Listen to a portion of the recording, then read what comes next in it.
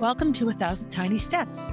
I'm Barb Higgins, and in this podcast, I'll share personal stories of great joy and tragedy and the steps that brought me there.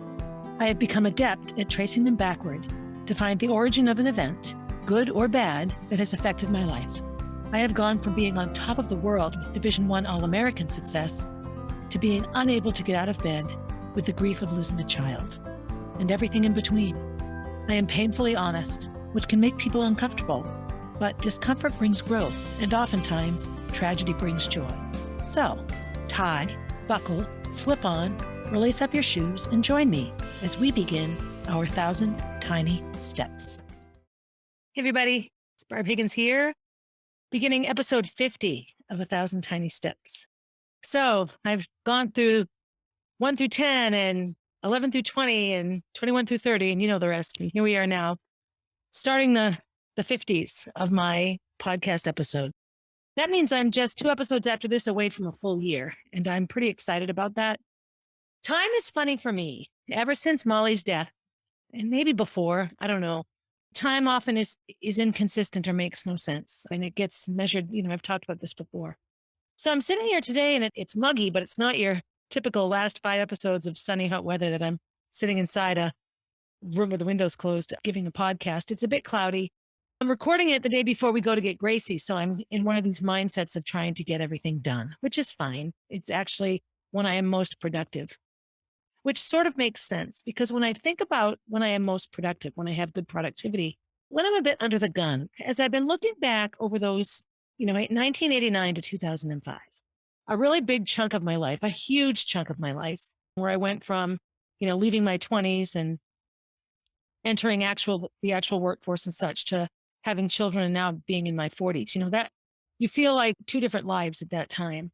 My mother was only 21 years older than me, so I thought she was old. She was in her 30s.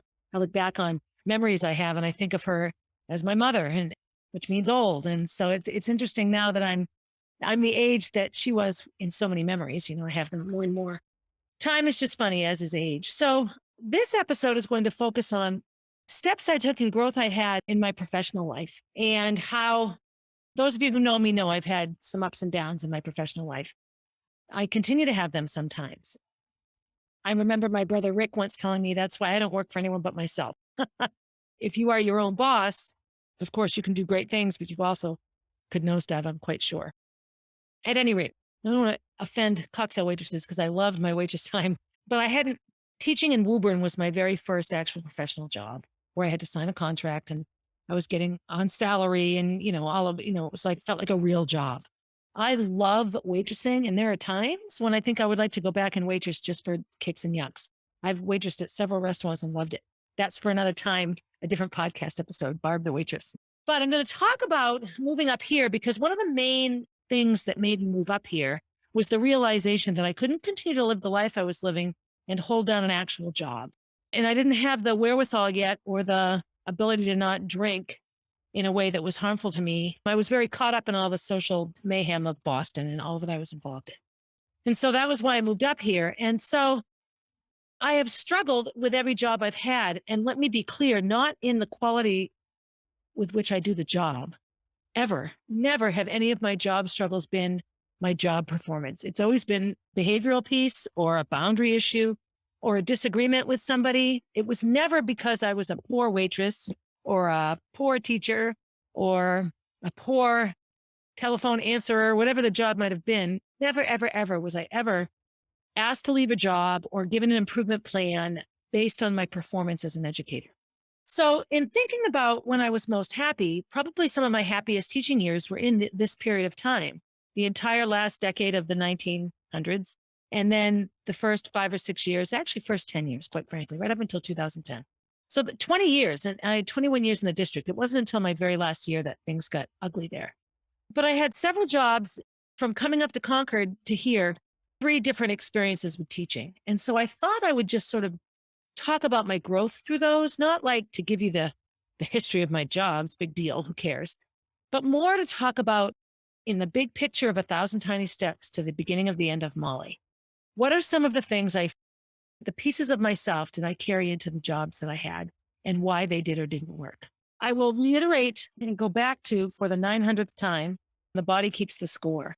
One of the biggest symptoms of people who had trauma early on in life or a very traumatic experience anywhere is self-sabotage, that whole feeling. I talked about this a ton just recently, where things get good and that's where the anxiety comes. Oh no, things are fine. Oh no. Oh, the sea is calm. That means a storm is coming. Well, of course a storm was coming. Eventually a storm will come. Has nothing to do with the fact that the sea is calm. But traumatized people connect these things in a way that frankly is not very good. And so when I look back now at the jobs I had, why they did or didn't work, and how I changed from them. What's interesting is what I did was I changed jobs a lot. I didn't necessarily change myself. Well, I'll start with Woburn because it was the last 2 years I lived in Boston, right? And it was where I was working before I came here. So I taught at a middle school for a year, and then I had a very, very big disagreement with a fellow teacher, and she thought I wasn't doing a good job, and I wasn't like her. And quite honestly, I probably wasn't doing a great job. I had great rapport with kids. I got very involved in the activities at that middle school. It was called Joyce Junior High School. It was in Woburn, Massachusetts. They had an indoor track attached to the school way back when. I was really running well at that time. And there was an 8th grade boy that was a great runner. And so I agreed to race like the top 5 girls and boys. Well, the school made this huge event. They collected money at the door, the indoor track, the stands were full. I remember that morning had breakfast with Bob Seveny, who was my coach at the time. I think my boyfriend too, actually. And I felt nauseous, like I was going to throw up. I was so nervous. And I ran this mile and I ran a 5:11. I think the 8th grade boy outkicked me and the stands went wild. So I did things like this. I choreographed a dance for a talent show to the Grease song We Go Together. And I did a wonderful job and, hot glue gunned felt poodles on the skirts. Like, who am I? So I really got into it. But I do know that with special ed, the paperwork is such a key piece. And what I needed was a personal assistant. I still need a personal assistant. If you could see my office, you could see why special ed might not have been a great idea. But I knew from early on that I wanted to be a special ed teacher. So the following year after that middle school job, I taught an elementary school in the same district, the Clapp Elementary School right on the lake, Horn Pond it was called. And I taught elementary school and there was a teacher there. She was the principal who said, you don't smell at the kids until Christmas. I'm sorry, you just have to, she was just a believer. I don't know. I don't know what was broken inside of her. We ended up getting along fine. And at the end of that year, after a lot of trouble with her, I stood up for myself and fought for myself. I was offered a job. I could have stayed and I decided not to. I resigned and had a good recommendation from my special ed supervisor, Rob McCardle. I wonder where he is now. And I came home. And so this had me reflect and ponder, when any of these upheavals, at least for me, they make me think about things. And I remember when I was coming home, a part of me felt like I was stepping backwards and it's hard to explain. It almost felt like a failure, like, oh, I'm going back. Really, it shouldn't feel that way at all, but it does. I know Gracie has a bit of misgivings about coming home from Disney. I think she felt like she was on her way and now she's going back. And the term back, it's better to say I'm returning to Concord. The word back sometimes has a negative connotation to me, like you're slipping backwards. I started to really think about, as I was applying for jobs up here, what I really wanted to do. And I applied sort of late teaching wise. It was summertime when I finally really, truly realized I didn't want to stay at Woburn and teach there. And then I wanted to return to Concord. When I really pondered, all right, Barbara Jean Higgins, why are you in education? Do you want to stay in education? Do you want to go home and just get another waitressing job and see what happens? Like, what do you want to do? And I felt very compelled to get a teaching job. And I applied for several jobs that were not in schools. Teaching jobs were hard to come by back then, even special ed. So I applied at Second Start, which is an alternative high school. I applied to be a teacher in a residential facility for young people who had, mental illness or addiction or abuse or whatever. So I wouldn't have students for a long period of time, but I would be their teacher while they were in the facility. I applied at a hospital to be an educational tutor for children who had chronic illness and that were in and out of the hospital a lot. These were very interesting, ideas for me. And I ended up taking the job at Second Start. And the main reason I took it is I really liked the people that did the interviews. I really clicked well with those people. Hindsight tells me it was not a good job for me to take. And it wasn't long into the school year that I realized I was teaching with somebody that I didn't really know how to work with. I just sort of let him do everything. Like I just sort of sat with the students and listened while he taught. Like when I look back on it now, what I realized is it made me feel really powerless. I didn't really know what I was doing. And rather than just ask for help and say, I don't know what I'm doing, I just tried to make believe I knew what I was doing. When my co-teacher Jeff was absent, he would leave me detailed plans. Sometimes he would leave me no plans. And I would, sort of have to shoot from the hip. I am also very good with my ADD nature at shooting from the hip. And this would prove to also be an issue for me as an educator. I came up to Concord in fall of 89 and I worked for a year at Second Start. So for those of you not local to Concord or familiar with Concord, Second Start is run through the United Way and it's an alternative high school. You go half a day, 3.5 hours, I think, a morning session and an afternoon session. You can choose or get placed in one. And students from surrounding communities go there. The districts pay for the students to go. And the academic work and things are dealt with there. Some students remain part of the day at their high schools. Other students get jobs and they just need to be away from their high schools. So not surprisingly, most of these students had pretty significant issues, behavioral, abuse, addiction, all sorts of things that made them unsuccessful in school. I actually drove this boy, his name was Gordon Perry, and I drove him to school. He was under house arrest and needed a ride. And I shared with his actual classroom teacher for several weeks. We drove him to and from school. And he was the person involved in the fatal shooting of a police officer here in New Hampshire. And he's in prison for life now. Not all of them had those issues, but I think back, to my alone time in the car with Gordon. I never once was afraid of him. I will say that. But, it wasn't long after high school that happened. So I was with those types of students. Those types of students are the ones I love the most. And that relates back to my brother, Jonathan. Now, Jonathan isn't a troubled student, but Jonathan had really, really pronounced ADHD from birth. And, he was born in 1969. So the 1970s, his first 10, 11 years of life, he was over medicated. He was misdiagnosed. It was no one's fault per se. It was just new. ADHD was really, really just a new thing and nobody really knew what to do. And Ritalin worked, Silert. There were these different medicines at the time. Central nervous system stimulants. They calm we ADHD folks down. Jonathan struggled all the time. And I was alone a lot with my brother and sister. My older brother would be off. I don't know where my mother and father were, but there were just a lot of times that I was alone babysitting Jonathan and Johanna. And they were so close and so tight and they did everything together. And Jonathan just struggled. And the more he struggled, the more frustrated he got. And then he would want to control things. And of course, when you're frustrated and you can't control anything. And I can remember him sometimes just crying and crying and crying. And of course, I was just the older sister, so I didn't always know what to do. I didn't know how to help him. Sometimes I made it worse. But I do remember that I also often felt like a square peg in a round hole in school. I just never really felt like I fit in. I did until the abuse started. And that's when everything shifted in my head. And I had this big giant secret I was carrying around. And I never quite felt like I fit in with like the popular kids. And I was always on those fringes all the way through. But I remember as a youngster really worrying about Jonathan. So I decided early on, like middle school, high school, that I would go to school and be a teacher. I wanted to be a special ed teacher. And I wanted to work with children that had ADHD because I didn't want kids like my brother to hate school. My mother did a phenomenal job with him. So when he was in middle school, he really he got a great case manager, a guy named Bill Hull, phenomenal teacher in the Concord School District for a long time.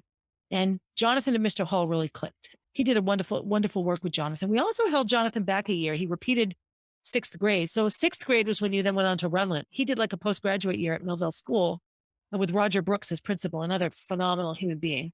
And he had Mrs. Methvin for his teacher. My mother was willing, and both parents, I guess, were very, very willing to really bend the normal routine of education and meet Jonathan's needs. I know that in middle school one year, he needed to go off that medication. And so, of course, you can't send a whirling dervish into a middle school. Big trouble awaits. And so he was homeschooled. He spent part of the day learning from home. And Jonathan, being as smart as he is, not a problem. So when he was 18, he signed himself out. He's like, I'm done. I'm dropping out. I'll get a GED. And he went on to get a GED and he went into the Navy and he has a PhD now. So from GED to PhD. But it was Jonathan who really inspired in me a need and a desire to be a teacher. So when I went to BU, I majored in elementary ed and special ed.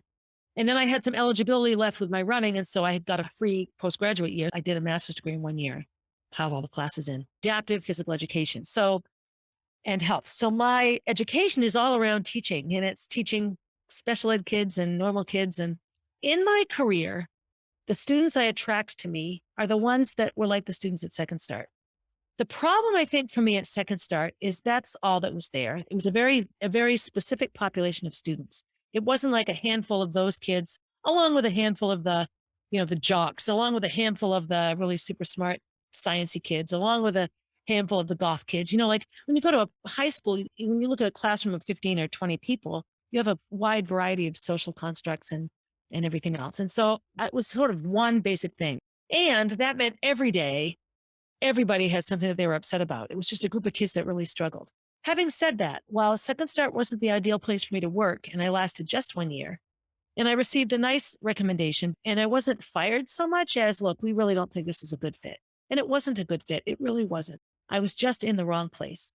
I still keep in touch with so many of my Second Start students. It's wonderful. Carrie plays the guitar and sings. Derek, he also plays guitar and sings, I think. Derek, he's wonderful, Derek. Big Tall Dan, BTD, Big Tall Dan, he lives in Concord still, and I run into him now and then. Jen, all these names just come to mind for me. And Megan, that's where I met Meg. So I have wonderful memories and wonderful connections from my time at Second Start. I do not keep in touch with anyone that worked there at all, which is also pretty interesting. I think maybe a lot of them moved away and left the area, but I've talked before about how I never ever sort of fit in with the other staff. I was always really connected to the students. And that was the case there. So the summer after that job was the summer that, I was dating Chaz, and he was in the far west at Yellowstone. So I applied in Concord. There was a middle school teaching job. The woman that interviewed me was Chris Rath, and she had been my advisor at BU. She was getting her doctorate when I was getting my undergrad. And I brought all this Stevenson reading stuff because it was this reading program that we used in Woburn, and I loved it and all this. And she sort of smiled and she goes, this job here, this one isn't right for you. Walker School needs a special ed teacher, an LD specialist go there. And she really set it up. And I believe she got me the job, which is interesting based on how she was ending my career. I had this wonderful job interview with Bob Silva and Donna Pally and Rosemary Duggan. I think maybe Barb Franzine was there. All of these people were working in the district at the time. Bob Silva was the assistant superintendent. He was the assistant principal at Concord High when I was in high school. And I loved coming back and seeing him. So I got hired at Walker School. In my first year there, we had a principal named Rosemary, and it was her final year being a principal. And then she left and Clint Cogswell came. So Rosemary and we just had the 1 year. And so she gave me good feedback, and I felt like I was doing well. It's a new job. I'm getting to know everybody. And I do know that I was overwhelmed. They only allotted 4 days, 80%. And it was Walker School, K through 6. And I had a caseload of like 45 kids, which you can't service 45 kids in 4 days. So what I would do is I would go 5 days a week, and I would arrive a little bit late and leave a little bit early. Like I had shortened days. Some would get there on time and leave early. Others would get there late and leave on time. So it was just tricky. And I also started coaching that year. My first year back, I didn't do any coaching. I was just at Second Start. And so I went and got myself hired to coach girls cross country. And I talked about Kristen Wentworth, one of the runners on that first team. And so there I was teaching and coaching in the district that I grew up in. At the time, I wished I was teaching at Kimball School because that was where I went to school. And I wonder sometimes how things might have been different had I started there. But what I can say about Walker School, at the time, it was the only school in Concord, except maybe Rumford School. But there were 2 elementary schools that nobody took a bus to get there. Everybody could walk. It was a true neighborhood school. We would have coffee for parents and the kindergarten parents, and they would stay and talk outside and chat and commiserate. And then their kids would be done with kindergarten. They'd stayed the whole day. I really miss that for the students in that neighborhood in Concord. As wonderful as our combined elementary schools are, like job stealing schools, I feel sometimes that the children in those neighborhoods miss out the most when they have to take a bus to some other place to go to school.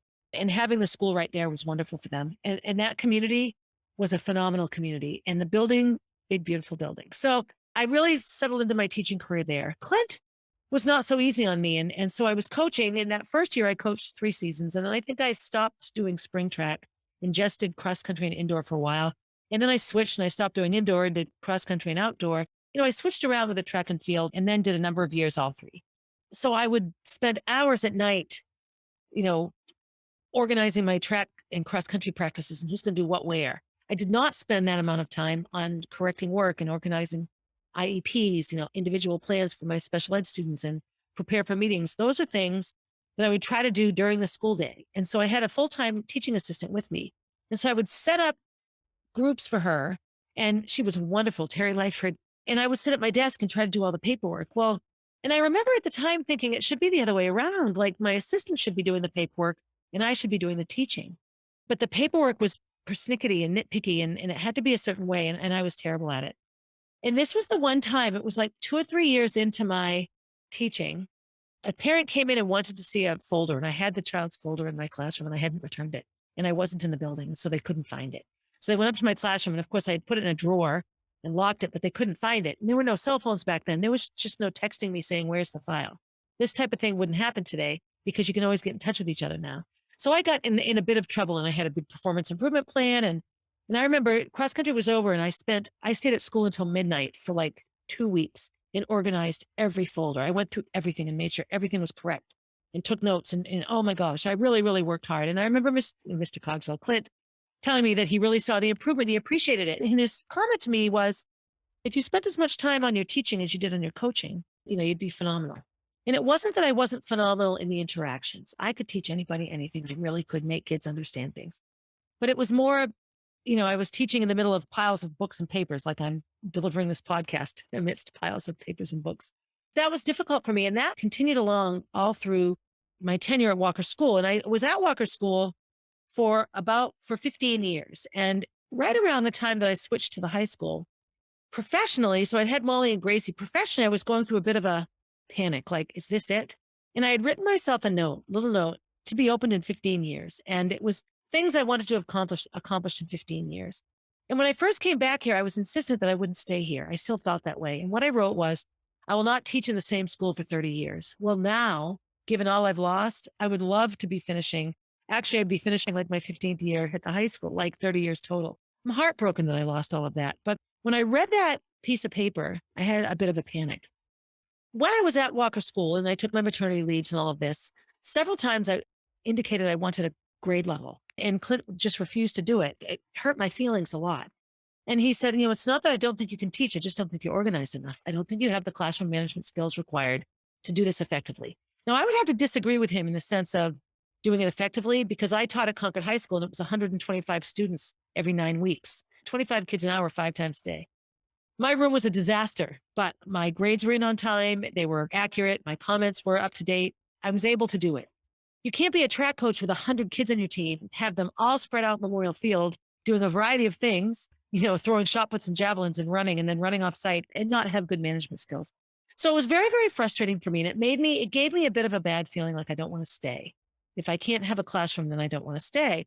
And it was right around that time that Gene Connolly became the principal of Concord High School. When he found out that I had a degree in health and they were losing a health educator, he encouraged me to apply. So I did a practice interview with a special ed job there.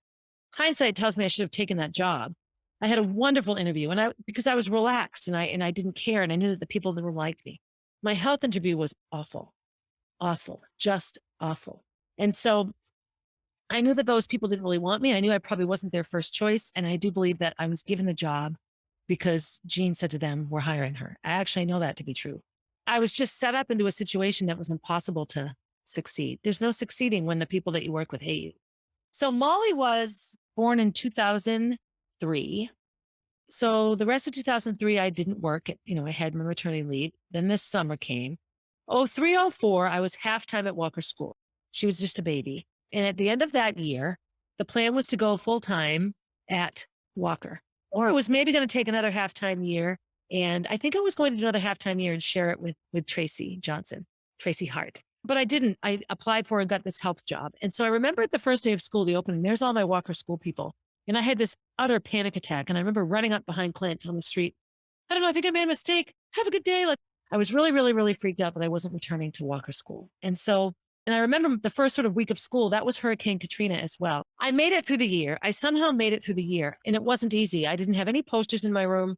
Nobody would share anything with me. And when I would ask the other health teacher, he would just say he didn't have anything. What belongs to the room is in the room. And I'm like, but, I remember Bill Whitmore was watching me teach, and he goes, you're doing a wonderful job, but your room is so bare. And I said, I'm not going to spend money on posters, but I don't have any. Well, about halfway through that year, the other health teacher, I won't say his name. He was a male health teacher at about the time I was teaching there, had left suddenly, had to leave. I actually believe his wife was ill. There was a medical emergency and he had to stop teaching.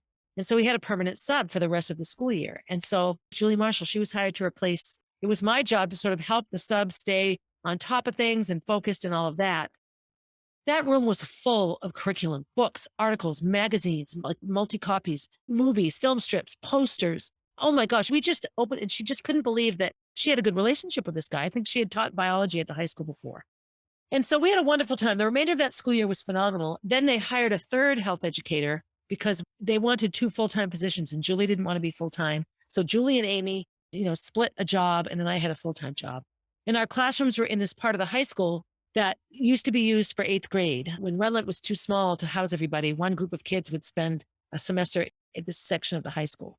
So it was downstairs. It was away from the fray. The only people that came down there were people that had classes. There were 3 classrooms down there, 2 health classrooms and the criminal justice for the CRTC. And that was it. Big hallway. It was just, it was wonderful. So my second year was much, much better. And that was the year that I had my foot surgery. I had a foot surgery in February, and then I had a hernia repair in the summer, and then I had a foot surgery in November. And that was 2005, going into 2006. And that was the year, professionally speaking, that I started to, I had the panic attack about just staying, there. A woman that I taught with, Kate Daniels, did a sabbatical, and she did a sabbatical where she still taught at the school, and she created a class, and it was a class where special ed students were paired with a regular ed student, someone that didn't have an intellectual or emotional disability, and they worked together. But it was this amazing program. And the year after she did that sabbatical, she got hired at St. Paul's and she left, and I really missed her.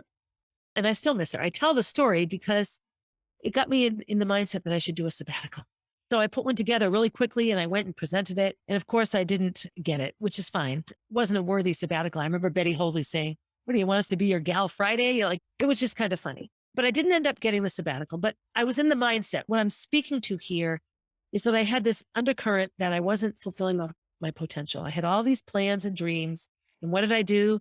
I came back to where I grew up and I'm teaching in the same place for 15 years. And now I'm in a new place and I need something different. And I really was in a tizzy at that time. And I also, in all of my successes as a coach and my hard work as a teacher, I had this side to it that was uncomfortable. Now I'm going to absolutely switch for a minute because as much as I had my self-worth and am I a loser and I came back to Concord and all of that, I also loved what I was doing. I loved teaching. Never once in any teaching job I've had, even Second Start where I was struggling so much, did I wake up and think, oh, I don't want to go to school. And I had a little quote by Robert Frost on my fridge for a long time about your vocation being your avocation. So your avocation is something you do because you love it. Like I love running. Your vocation is what you do for work. Like you are a running coach. So I love learning. I love running. I love teaching. I love coaching. And all of those things are both for me. There's a Robert Frost poem that has played a significant role in my life for a long time. And so I had this quote on my fridge for a long time. My vocation be my avocation, something along those lines. But it comes from this poem. And the poem is called Two Tramps in Mud Time. And it's a poem by Robert Frost. And basically, he's out digging stones out of the ground and digging the ditch and doing all of this hard work. And these 2 men come along who want to do it and have him pay them to do it. He's not getting paid to do it. It's his land and he loves to be outside. And the whole poem talks about how there are 2 things that go on. Some people do things because they can and they like it. Other people do it because they have to. They need the money.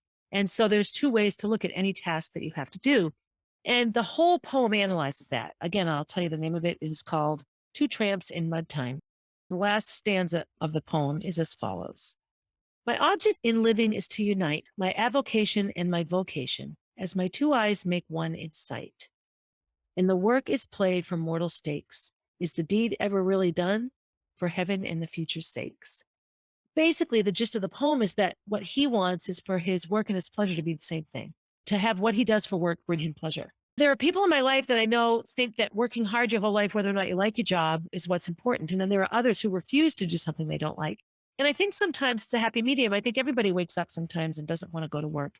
I love teaching and I love coaching. And so when I'm doing those things, I know that I'm in my happiest moment. And so when I can do them as a job and get paid, it's the most amazing thing, which is why my job loss in the district. And when I get into that season of this podcast and really go into detail about what happened to me there, the loss is just profound because it wasn't like I got fired from a job I didn't like. But what I realized as I was going along, the past few episodes here and talking about my professional life, I've been asked to leave every job I've had except 1 or 2. My first teaching job in Woburn, I did not return to the middle school. They put me in an elementary school and then that didn't work out. But I fought and agreed to some things and I could have stayed, but I didn't. And they were probably glad I didn't. And then I went to Second Start and I had that heartfelt conversation with Connie Adams, the principal. You're not in the right place, Barbara. This place isn't for you. And then I went to Concord School District and I didn't get asked to leave Walker School at all. I left of my own volition, but I had gotten to a point where I didn't really want to stay a special ed teacher forever there. I regret that decision so profoundly now. I really regret going to the high school because of what happened to me with Jean and all the people involved in that situation. Having said that, those 7 years I taught at Concord High School were phenomenal and I love it. And I will forever think of myself as a health educator. And there's a lot in my upcoming novel or memoir rather. There's a lot in my upcoming memoir, as well as a novel that I have begun to outline that really call upon my working as a health educator. So those 15, 16 years, 2 years teaching at Woburn before I arrived, to Second Start, to Concord School District, to Walker School, Concord High, all of that whole progression. By the time I got to 2005, which is where this chunk of time sort of ends, my white picket fence happy years, I really did feel, on the one hand, very, very, very confident and sure that this would be my job for as long as I wanted it to be. And although I had the underpinning, I sat in my car when I applied for the sabbatical, cried, tears were like springing out of my eyes. Please, please, please, this can't be my whole life. Please, please, please, I need, and I look now, I had 2 little girls in the house. And I remember apologizing to God. God, I'm not ungrateful. I love Molly and Gracie and I know I'm happy. And, things had gotten tricky with Kenny. They were starting to tank a little bit financially. And I was starting to see that a series of decisions. Here's me helping people. Sure, Kenny, I'll help you. And financial ruin, ensues. And so I was in this place where, I was actually just very ripe for what would end up happening to me because I was in this unsure place and unsteady place. When I look at my job history in my whole life, I was a waitress at Weeks. I didn't stay at that job. That I was let go from that because I disagreed with a manager. And then I worked at McDonald's, and that job I quit because they wanted me to work till midnight or something. And then I worked at Friendly's. And while I wasn't asked to leave Friendly's, I was accused of pocketing tips. It's like, what? Because you have to pull tips there. I had a big issue there. And I remember my boss at that time was Nader Hanna, whose son did my roof, Tim Hanna. It was just a fun coincidence. Anyway, so there was that job. And then I went off to BU, and I didn't have jobs for a while at BU, but I had summer jobs. So those were temporary, and those weren't ones that I necessarily was let go from. But I have been asked to leave a lot of jobs. And never is it because I'm a lousy waitress or a poor French fry dipper or a poor phone answerer, ever, ever. Always it's because either I push a boundary or I decide that a rule doesn't apply to me. In the process of me losing my job, it was very easy to take wonderful things I had done for students and make them look ugly. And that was what Chris Rath did a lot. That happened to me at Bow as well. I reached out and really helped a needy student who was grateful for me up until the day that person wasn't. And then the lies ensued. And it's hard for me to take, but when I look back, I realize that what I have done from job to job is change the job and not change the behavior. And what is the behavior I need to change? I think I just need to have better boundaries, not crossing into other people's spaces, better boundaries that keep me safe, putting boundaries around myself to keep others from stepping over and me getting into a situation that probably isn't a great thing. While I was teaching at Walker, when I first moved back, I also worked for a while as a waitress. I worked at Hermanos. I was taken off the schedule there, and that was heartbreaking. That was A, good money. And B, again, I was one of those things where they thought I was taking money. I'm not a thief. I've said that before. And then I worked at the Capital City Diner, which is where the Common Man now is in Concord. And I wore a poodle skirt, dressed like 50s. It was so fun. Oh my God, I loved that job. Loved that job so much. But I worked two nights a week, Friday and Saturday from 10 at night until 4 in the morning. I'd wake up Sunday afternoon and then a work week ahead of me. So I didn't work at either of those jobs for too long because it just wasn't reasonable and it wasn't logical for me to do so. In the first few years of my teaching career, I taught in the summer. I worked for Parks and Rec a couple of summers. I did the Princeton camp. I was a delivery person. There was no email then. So if you needed something signed, you hired someone to drive the letter to the building you needed it to go to. The person signed it and you drove it back. It wasn't like you could email anything or fax. Those machines didn't exist. That's how old I am. So I remember, and then I taught summer school in the school district and I supplemented my income that way. And I remember the first summer that I didn't work and I just felt like, oh my gosh, I've arrived. I'm a grown up. I'm not working right now. And I loved it. But when I look at every job I've had in terms of my professional career, teaching and coaching, I feel like if it's mud I'm slinging, then I love slinging mud. I love teaching and I love coaching and it's who I am. It's like the essence of who I am. And I remember Molly and Gracie both would oftentimes tell their friends I knew everything. And, I do know a lot of things, but I also know that sometimes it's the way something is said or shared that makes it sink or click. And if I have a gift as an educator, it's that I can assess how a student needs to hear what I have to say and say it so that they understand it. And that's true in life in general. It's just very easy to be misunderstood. The person I butted heads with the most was Molly. She would say, "I'm right." She wouldn't be able to tell me what she meant, and I didn't know what she meant. Oh, we had some big fights. But she would also say, always, she would let her friends know that my mom knows everything. And it was just sweet. But I think it's just because I was a teacher. I'm a teacher. And so when you have little kids at home, you can put teacher, you had a word wall above the kitchen table. I remember Matt Finney came to visit once or to drop something off, and he's a teacher as well. And he looks up, he's like, "Is that a word wall?" I'm like, "Yeah, it's a word wall." I am a teacher forever. And quite honestly, I'm here now trying really hard to create an online presence. I'm publishing a book soon. I've had this TV commercial opportunity. I think it's time for me to step out and make the world my classroom, so to speak, as opposed to going to a building and being in a room with a group of kids, but I miss it. I miss it. I remember when I ran for school board and Chris Rath was like, "Well, what are your goals?" I said, "My goal is to retire from this district." And she looked at me and she goes, "Well, I have no doubt that you will." And I would love to conclude my actual teaching career with another teaching position in our district. If that doesn't make sense to some of you listening, it doesn't always make sense to me either. I love what I'm doing now, but I feel I need a lot of support to make it happen. And that's because I've just been used to going in and doing what I'm told. But let me address that statement right there. One of the main reasons I would have trouble with jobs is I don't do what I'm told or I don't do it exactly. I always say rules are meant to be bent, they're bendy.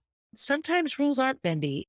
Well, I would never break or ignore a rule that was around childhood safety or appropriateness or that kind of thing.